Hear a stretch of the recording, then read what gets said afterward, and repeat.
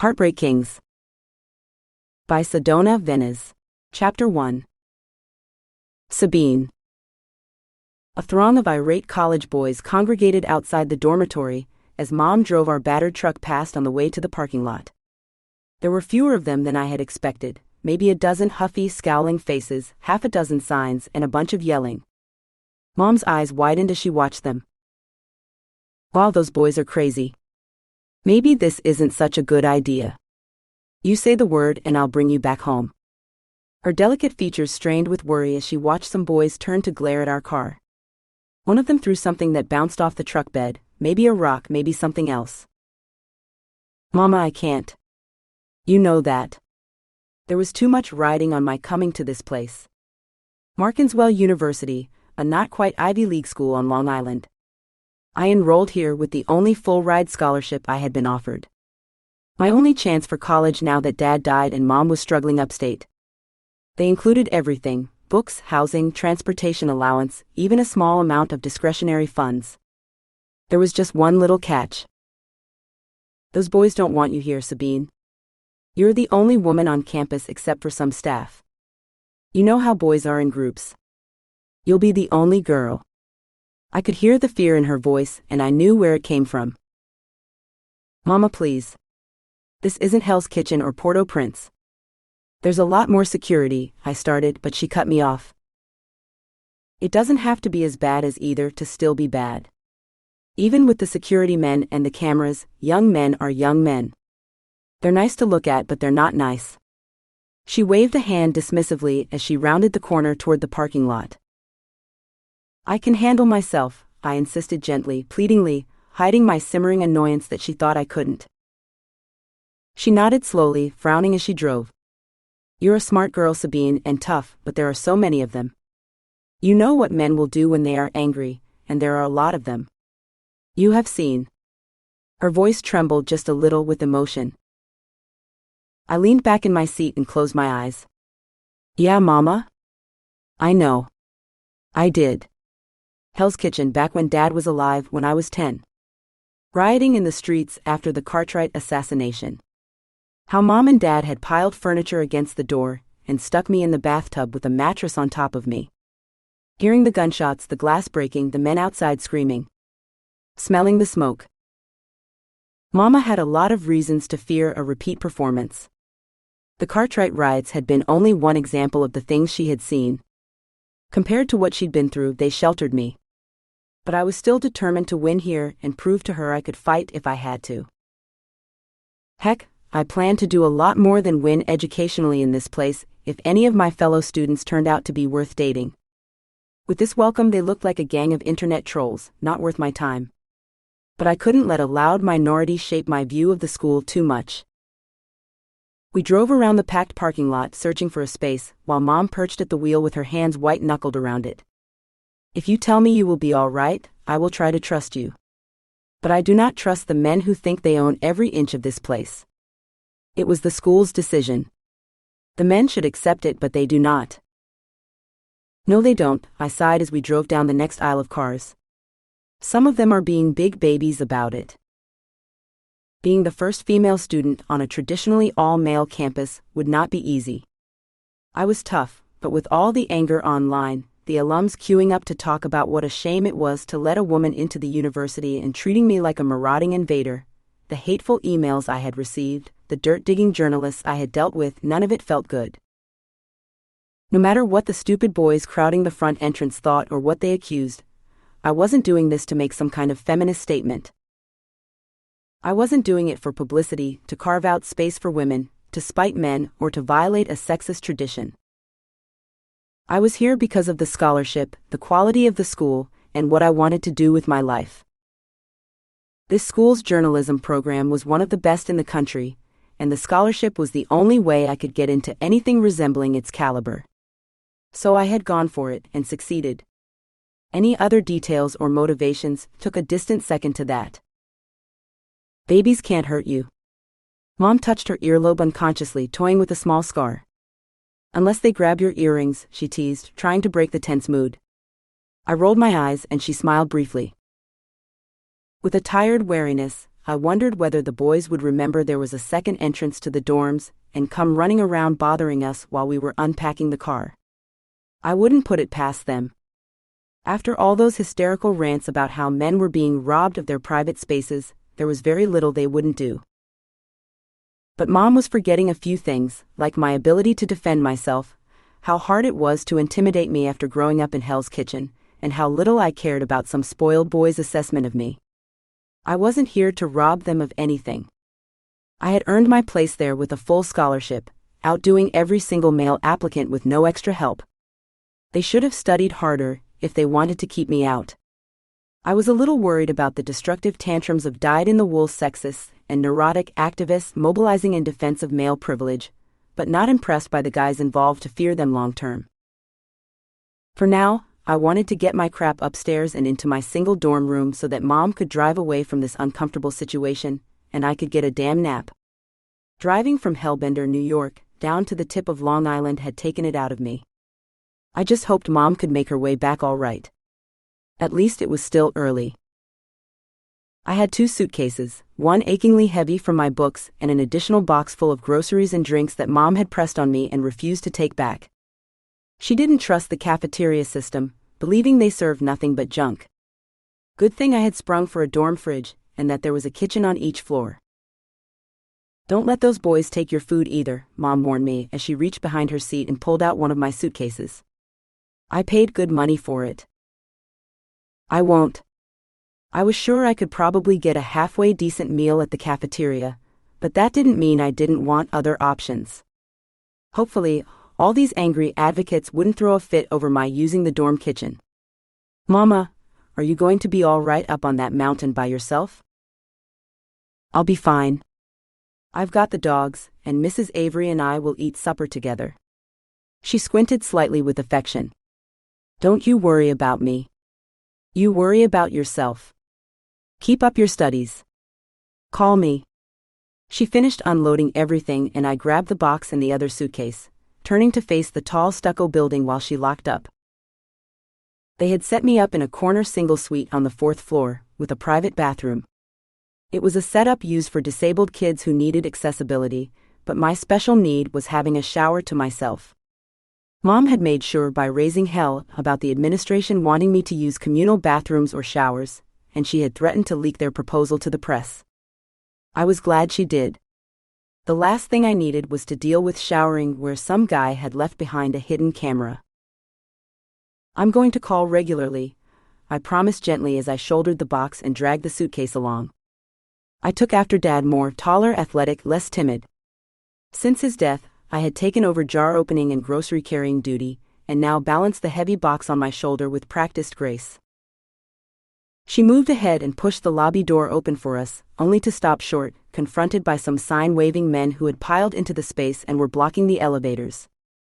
Oh, she said, and muttered something in Creole that I didn't catch. I could hear the fear in her voice.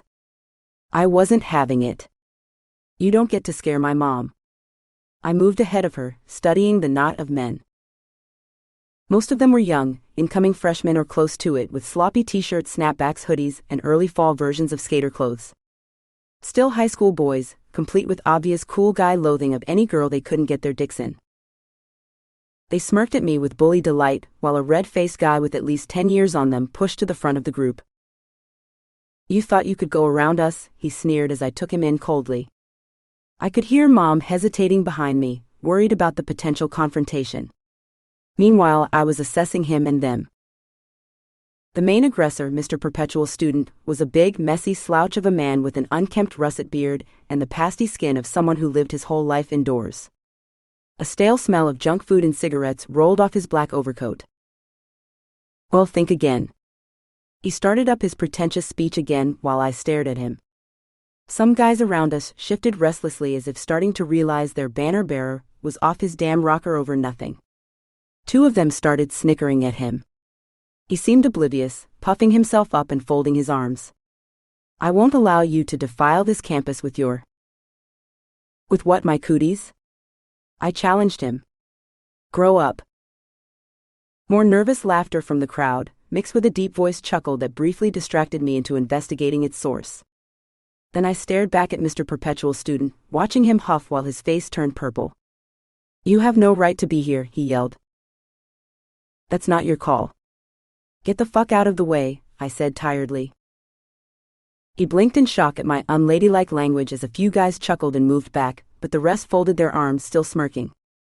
Out of the corner of my eye, I saw a figure in a black leather jacket just leaning against the wall, watching the fun. "Make me."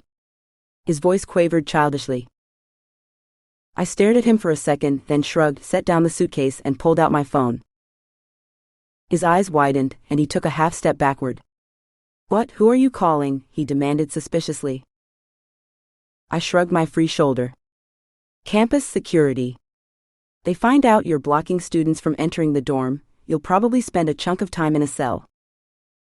He swallowed, the red draining from his face. "You wouldn't." "You bet your ass I would," I declared, glaring at him hard as I took a half step forward. "See, I don't give a shit about your hurt ego, or your problems with women, or your need to throw all that weight around. That's not my concern. You, your anger, all this bullshit, these teenage boys you've rallied to your little hateful cause." I swept my arm around to take in the remaining guys. "None of that fucking shit matters to me." "This is men's space," he started, but I just shook my head. "This is the school where I have a full ride scholarship. The administration decided that this is no longer men's space, not me. They offered me the ride. I took it. There is nothing more to it than that." I continued staring hard at him, my eyes aching and my heart pounding from the social discomfort, but determined to make my point. "If you have a problem with that, take it up with the administration or go whine about it in your hate groups online. Because I don't care." The guy went pale as another whooped. I heard the door open as some of his backup left. He turned to watch them go, then turned back and gave me a panicked stare. "Make yourself scarce," I advised, hovering my thumb over my phone's touchscreen. "Or you can get kicked out for causing trouble and relive your youth at another goddamn campus." His lips trembled as he glanced from me to Mom to his dwindling support until finally he eyed me and stumbled for the far door. Two guys laughed at him as he passed. I scooped my suitcase up again and glanced back at Mom, who was staring at me wide-eyed. "Oh my God, child," she said, then laughed and shook her head. "What have I raised?" "A fighter, Mama." I walked up to the elevator doors and pressed the button to summon it. That was a little dangerous. I don't think he had his head on properly. Mom dragged my suitcase through the elevator door when it came, scowling with worry. "I didn't mean to upset you, Mama, but I had to do something." He was going to keep talking and making a fuss until I did. I carted the rest of my stuff in and then leaned against the wall beside her, facing outward. "Guys like that don't stop until you push back." There were still a few guys in the lobby, including the one in the black leather jacket, one arm folded over his broad chest as he talked on the phone. He examined me. Our eyes met just as the door closed, giving me a glimpse of pale irises the color of silver coins. Then the door slammed shut. "Just be careful, child. Too many of these women-hating men are shooting up places these days." My poor Mom. I could still see the fear in her dark eyes at the thought of my being here alone. "I will be," I promised, but mostly I was just pissed off. I didn't really care if a bunch of assholes wanted to throw their little tantrums and make my life less convenient. They would soon learn that I was just another student and didn't give a damn about the political uproar, or they would get security called on them and get tossed out of school. There was nobody in the hallway when we got upstairs. We made our way to the small door at the end of the hall. I snatched the folded note taped to the door off it before Mom caught up, and I tried my key. The room within was small and plain, with dark gray office carpet, a long narrow bed, a desk, and a single large window. Unadorned white walls. Thin horizontal blinds. The bathroom beyond its open door was barely larger than the closet.